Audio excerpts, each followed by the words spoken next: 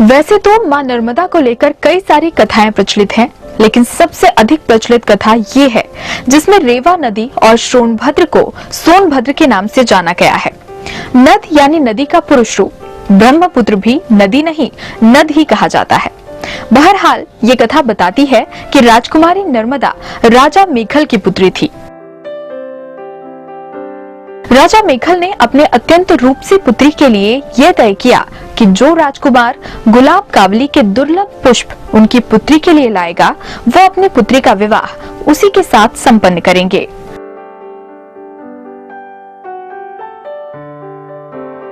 राजकुमार सोनभद्र गुलाब कावली के फूल ले आए, अतः उनसे राजकुमारी नर्मदा का विवाह तय हुआ।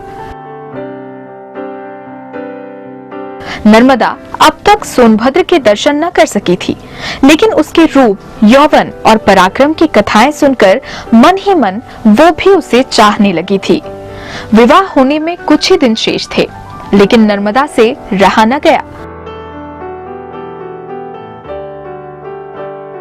उसने अपनी दासी जुहिला के हाथों प्रेम संदेश भेजने का सोचा, लेकिन जुहिला को सूझी ठिठोली। उसने राजकुमारी से उसके वस्त्र आभूषण मांगे और चल पड़ी राजकुमार से मिलने। सोनभद्र के पास पहुंची तो राजकुमार सोनभद्र उसे ही नर्मदा समझने की भूल कर बैठा। इधर जुहिला की नीयत में भी खोट आ गया। राजकुमार के प्रणय निवेदन को वो ठुकरा न सकी।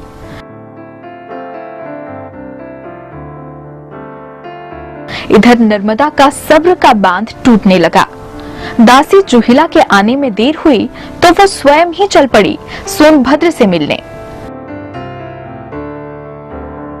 वहां पहुंचने पर सोनभद्र और जुहिला को साथ देखकर वो अपमान की भीषण आग में जल उठी।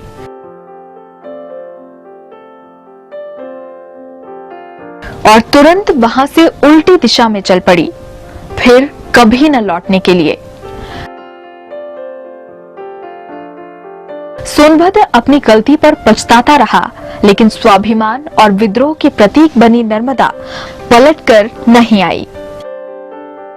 अब इस कथा का भौगोलिक सत्य देखिए कि जैसे नगर के ग्राम बरहा के निकट जुहिला का सोनभद्र नद से वाम पार्श्व में दशरथ घाट पर संगम होता है और कथा में रूठी हुई राजकुमारी नर्मदा कुंवारी और अकेली उल्टी दिशा में बहती दिखाई देती है।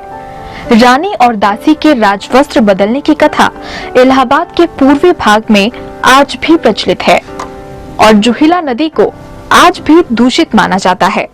पवित्र नदियों में इसे कभी शामिल नहीं किया जाता।